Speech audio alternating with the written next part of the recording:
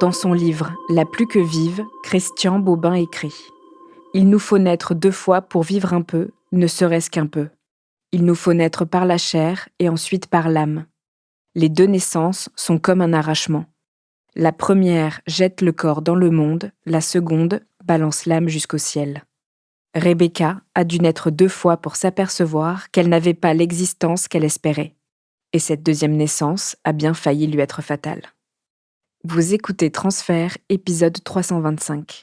Un témoignage recueilli par Laetitia Germain-Thomas.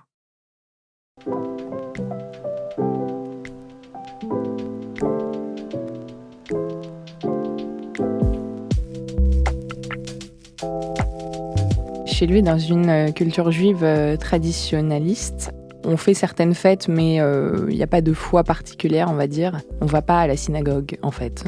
On y va juste à Kippour. Ma grand-mère maternelle, pendant la Seconde Guerre mondiale, elle a été élevée dans une école catholique, en fait. Quand j'étais petite, elle jurait Jésus, Marie, Joseph. Et elle a une façon de transmettre le judaïsme plutôt au niveau identitaire, quoi. À Kippour, elle mange, alors que c'est une fête où on est censé jeûner. Quand je vais chez elle, c'est poulet basquaise et couscous, quoi. Je suis mise dans une école juive au collège et au lycée. Et mon rapport à ça n'est pas forcément très apaisé, dans le sens où je ne suis pas forcément communautaire, quoi. J'étais bien à l'école primaire, dans un melting pot culturel, j'aimais bien ça. Et quand j'arrive là, je me sens un peu enfermée, quoi, on va dire.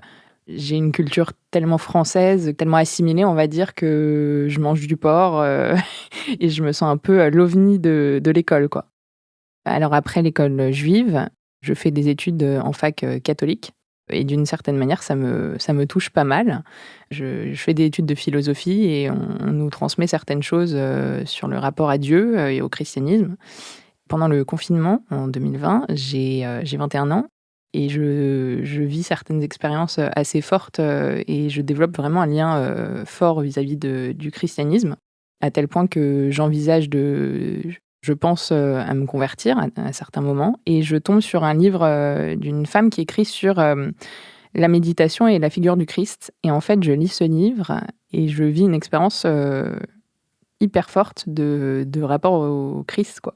Je le vois et je sens cet amour infini, quoi, qui me guérit et ça me bouleverse à vie, quoi. J'y pense tous les jours. Mais je me sens encore très, très juive et je comprends que c'est impossible pour moi de me convertir parce que je serai toujours juive, dans les yeux des autres surtout. Et c'est vrai que c'est quelque chose d'assez fort parce que je me dis que je pourrais jamais me dépêtrer de ça, que c'est un poids ancestral qui est sur mon dos, quoi. Et en fait, j'y peux rien, quoi. Depuis que je commence des relations avec des garçons, donc depuis mes 18 ou 19 ans, je cherche plutôt un garçon juif et je crois que c'est parce que il y a une forme de sécurité dans le fait d'être compris sans que moi-même je comprenne ce que c'est d'être juive, quoi. Mes parents sont pas nés en France, en fait, ils sont nés en Tunisie. Et moi, je me dis depuis très jeune que je vais peut-être partir, enfin devoir partir.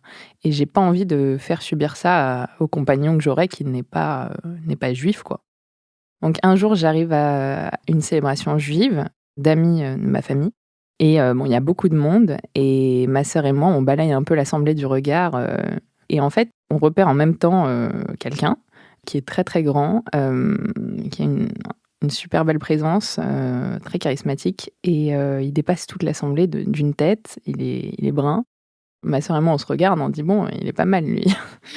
Et il se trouve que j'avance sur la piste de danse, et à un moment, il vient me parler et bon, je suis un peu flattée, forcément, et il me dit son prénom, il s'appelle Samir et moi je saute un peu au plafond en me disant: «Bon, sur 100 juifs, je tombe sur le musulman» et pourquoi pas? Donc à la fin de la soirée, je fais un petit détour pour le saluer et lui dire au revoir et il me donne son numéro et on continue à échanger un peu dans les semaines qui suivent. Mais je sens pas, voilà, qu'il est super intéressé, j'ai pas l'impression, donc je crois qu'on passe un peu à autre chose, tous les deux, quoi.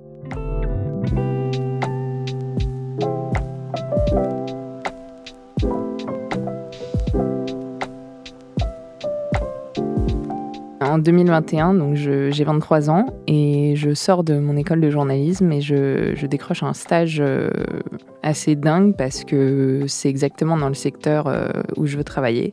Et je travaille là-bas pendant 6 mois et c'est génial. Franchement, je suis hyper heureuse, mais je continue pas là-bas et c'est un peu une désillusion violente, quoi.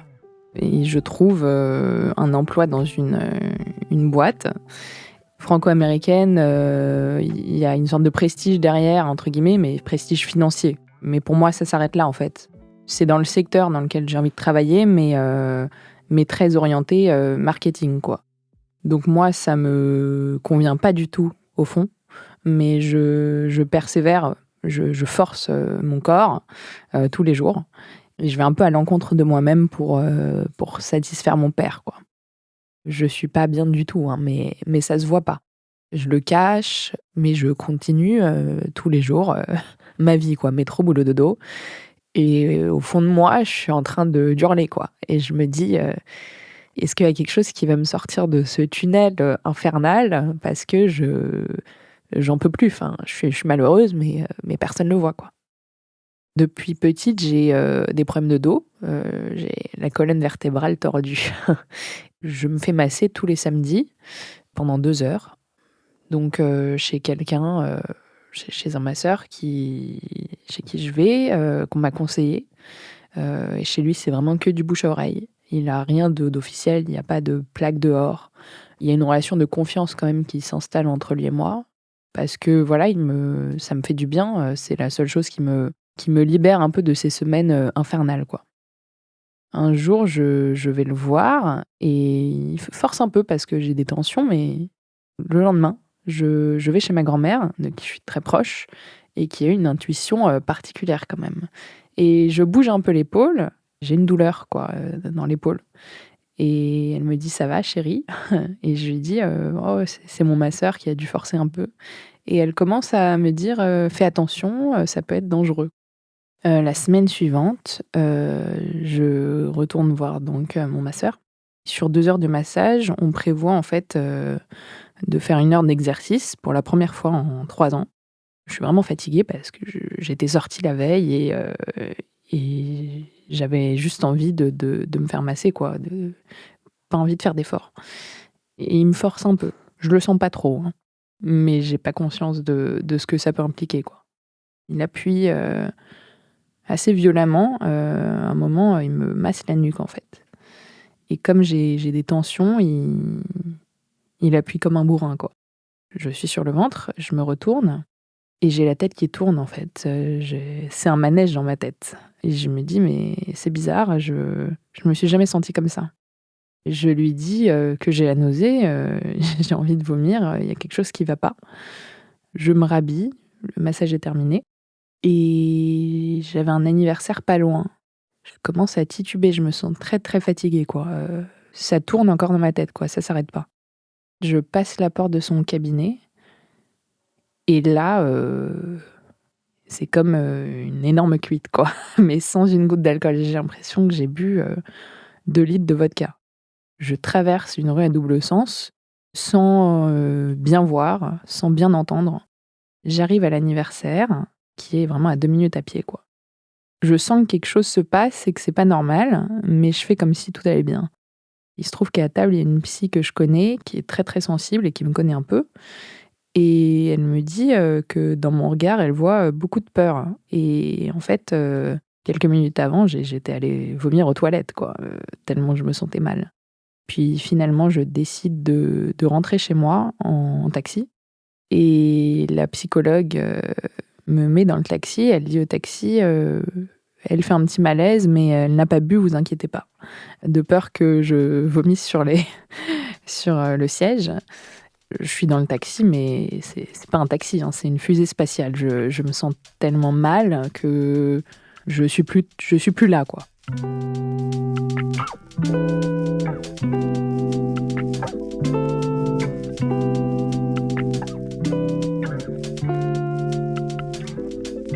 En rentrant chez moi, je tiens tellement pas debout que je m'allonge directement, en fait, sur mon lit. Donc allongée, je dors 3 heures, d'un sommeil un peu bizarre. Et mon masseur m'écrit dans la nuit en me demandant si ça va mieux. Je lui dis non et il me dit: «Prends un bain, ça va te faire du bien, les tensions ont dû monter à la tête».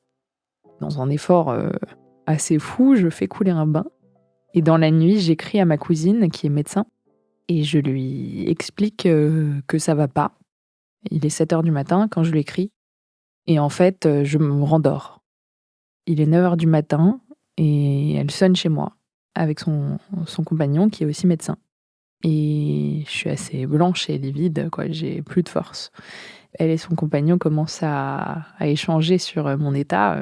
Lui, il est plutôt à dire que c'est un petit trouble de l'équilibre et que des médicaments feront l'affaire.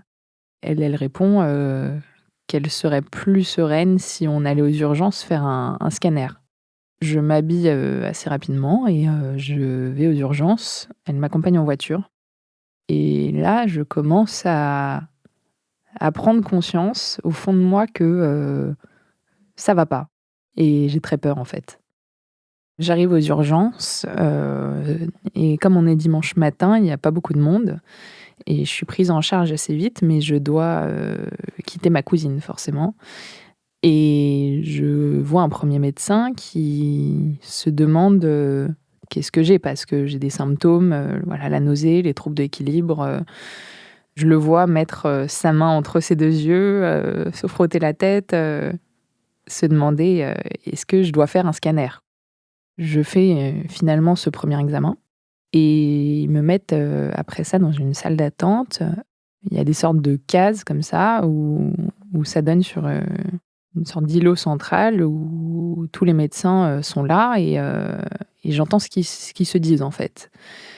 Et là, je vois le médecin qui m'avait auscultée tout à l'heure, qui arrive et qui dit «Ah, dissection cervicale, la pauvre, 25 ans. Il faut que je trouve une place en neuro en urgence, c'est la merde».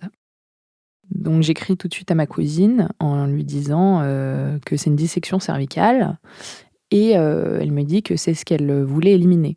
Et je commence un peu à paniquer et voilà, la présence de ma cousine est assez importante pour moi, donc je lui dis de revenir. Je suis transférée en ambulance dans un autre hôpital parce qu'en fait, quand on fait une dissection cervicale, il faut surveiller parce qu'il y a des risques d'atteinte cérébrale. Et j'arrive dans ce service et il n'y avait pas beaucoup de médecins disponibles, quoi, donc j'attends beaucoup. À ce moment-là, il y a mes parents qui arrivent dans la chambre et ma cousine, elle est à ma gauche. J'ai des sensations bizarres qui commencent à arriver et je lui dis: «Je sens plus trop mon côté gauche, j'ai des fourmillements bizarres». Et elle me regarde et elle me dit: «Tu fais un petit AVC». Et je lui dis: «Ah bon?» Elle me dit: «Oui, tout petit». Je n'associe pas du tout ce qui se passe à la gravité du terme. Je comprends pas, quoi. Je réalise pas du tout.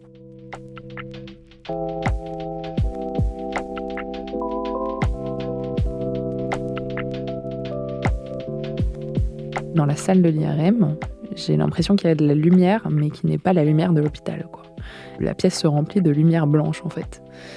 Et je sens que même si je perds pied totalement et que je fais une sorte d'angoisse radicale, quoi, et ben je sens au fond de moi que je me sens en sécurité. C'est une sensation assez bizarre parce que il y a aucune raison de se sentir en sécurité.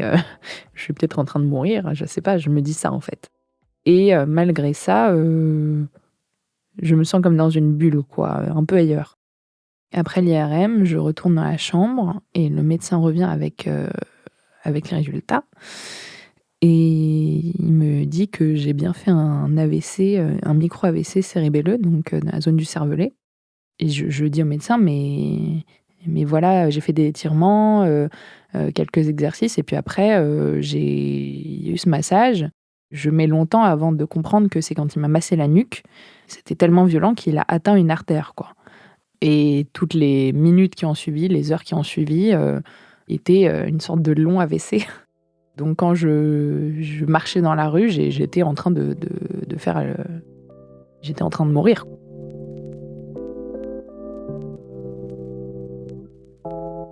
Quand je dis au masseur que j'ai fait un AVC, il le rejette complètement. Il prend pas du tout sa responsabilité. Il s'énerve en fait. Il me dit qu'il n'a rien fait. Et ma cousine me suggérait de le poursuivre, en fait, d'enclencher une procédure en justice. Alors que je voulais pas rentrer dans des démarches, mais il faut qu'il prenne sa responsabilité. On est encore dimanche et je comprends que je vais pas retourner au boulot le lundi. Donc j'écris à ma boss en lui disant que j'ai fait un petit AVC, mais ce n'est pas grave, je suis sur pied bientôt. Je la rassure et je me rassure en même temps, quoi. Mais le lendemain de mon AVC, ma boss m'appelle en fait, en me demandant quand est-ce que je reviens. Et je réponds, je l'ai au téléphone, quoi. Et ma mère est à côté et elle me dit: Mais t'es complètement folle de répondre, tu à l'hôpital. Et il y a un rapport assez frénétique au travail qui continue. Enfin, en fait, je suis anxieuse de me dire: «Mais comment ils vont faire sans moi?» Je me sens un peu fautive, en fait. Donc dans les jours qui suivent, ma grand-mère m'appelle quand même. Je lui dis que je vais pas pouvoir passer la voir parce que je suis un peu fatiguée, quoi. Et elle me dit: «Oui, ça doit être ce masseur, hein, il faut que tu fasses attention, il faut pas forcer, quoi». Elle a une intuition, et on a un lien aussi, je pense, qui fait elle a dû capter quelque chose. Pendant la semaine à l'hôpital, pour me divertir un peu, je suis pas mal sur les réseaux sociaux et je poste une photo de ce que je mange, ou plutôt de ce que je mange pas. Parce que bon, j'ai beaucoup de nausées, enfin je me sens pas très bien et la nourriture est catastrophique. Donc je rigole un peu de ça et des gens réagissent en me demandant si ça va et Samir, en fait partie et il s'inquiète un peu, il prend des nouvelles. Depuis que je l'avais rencontré, à cette célébration, on était restés en contact, plus ou moins, mais sans jamais vraiment se voir.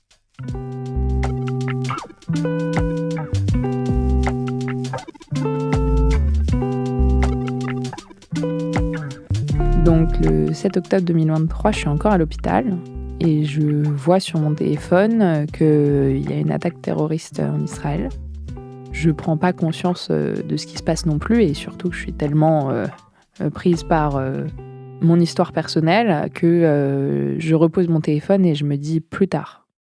Donc je passe 5 jours en soins intensifs et les médecins décident que ça va mieux, je me suis stabilisée et je passe 2 jours en chambre seule. Ensuite, on décide que je peux rentrer chez moi. Je suis trop fatiguée pour vivre seule. J'ai pas l'énergie pour me faire à manger, me bouger. Donc je retourne chez ma mère dans les jours qui suivent. Et chez ma mère, il y a un peu les infos en continu et ça parle du 7 octobre, d'Israël, des attentats. Et en fait, le politique me rattrape complètement, quoi, malgré ma fatigue. Et je prends conscience de ce que je ressens par rapport à l'événement en tant que juive. Et je vois les discours surtout de Joe Biden. Et en fait, je pleure devant ce discours. Et c'est la première fois que je pleure devant un discours politique.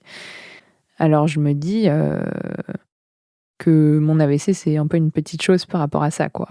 C'est quelque chose d'ancestral qui rejaillit, quoi, qui me dépasse vraiment, et qui me bouleverse parce que je me dis, j'ai un peu une sorte de premier réflexe de repli communautaire, en fait, en me disant, je suis comme eux, ils sont comme moi et on est un, quoi. Donc ce qui se passe là-bas me touche et influe tellement ma vie, on a le même destin, quoi. La maladie, à la limite, enfin, c'est quelque chose qui ne concerne que moi. Alors que ce qui se passe à des kilomètres peut totalement changer la trajectoire de ma vie, quoi. Donc nous, dans ma famille, même si on est libéraux, on a quand même comme tradition de mettre la mezouza à l'entrée de notre foyer. Et c'est un petit parchemin avec une prière dedans qui est enfermé dans un boîtier qu'on colle à l'entrée. Et donc c'est un symbole de ici vivent des juifs, ça veut dire. Et ma mère décide de retirer la sienne Et ça me choque énormément, quoi, parce que je me dis qu'on n'a plus le droit d'être juif ici, qu'il y a un danger. Et en fait, à chaque fois que je rentre chez moi, devant l'entrée, je me pose la question, je me dis, mais il faut que je l'enlève, en fait.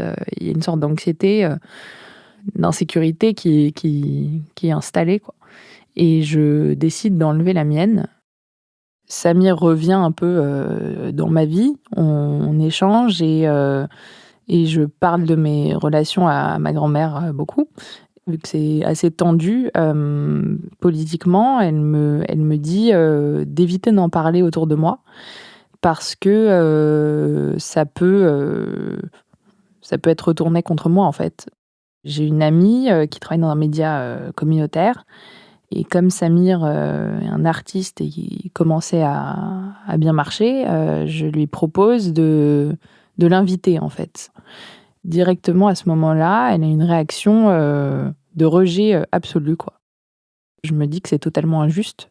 Si on rend coup pour coup à n'importe qui, partout et à chaque fois, on s'en sortira jamais. Et elle me dit, vu qu'elle sait que je le fréquente en ce moment, que je trahis mon peuple. C'est une sorte de réaction hyper primitive, en fait, de repli sur soi, liée à une sorte de blessure qu'on nous a infligée. Mais j'ai pas envie de rentrer là-dedans. Malgré ce qui se passe politiquement, je me suis rien interdit, alors que autour de moi, ça criait et on me jugeait, quoi.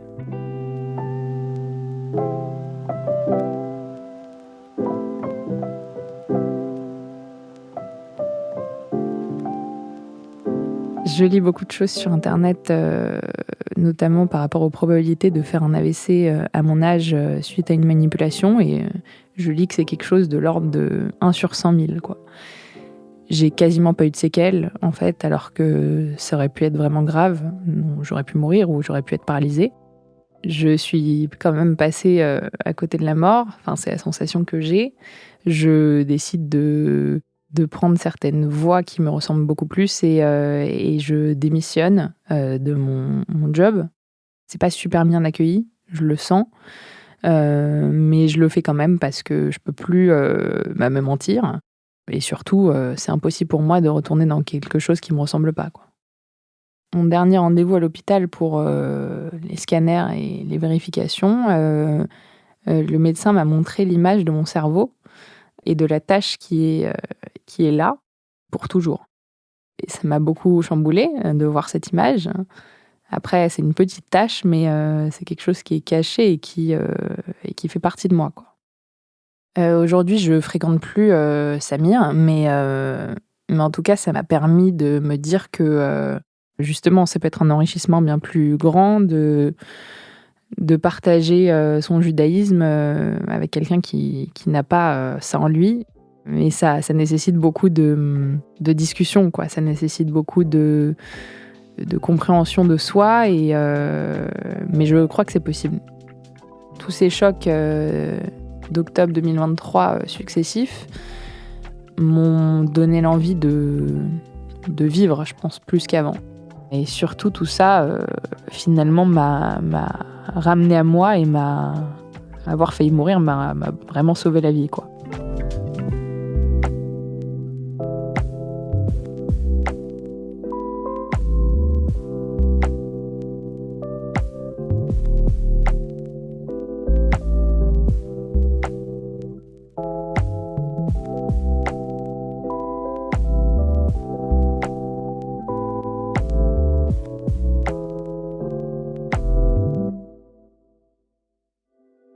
Vous venez d'écouter Transfert, épisode 325, un témoignage recueilli par Laetitia Germain-Thomas.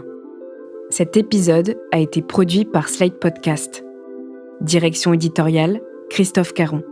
Direction de la production, Sarah Koskiewicz. Direction artistique, Benjamin Septem-Ours. Production éditoriale, Sarah Koskiewicz et Benjamin Septem-Ours. Chargé de pré-production, Astrid Verdun. Prise de son, montage et habillage musical, Victor Benamou. L'introduction a été écrite par Laetitia Germain-Thomas. Elle est lue par Aurélie Rodriguez.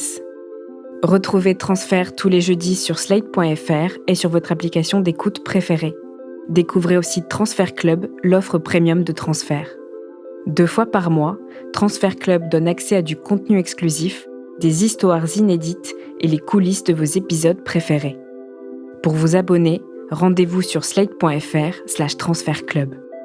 Pour proposer une histoire, vous pouvez nous envoyer un mail à l'adresse transfert@slate.fr.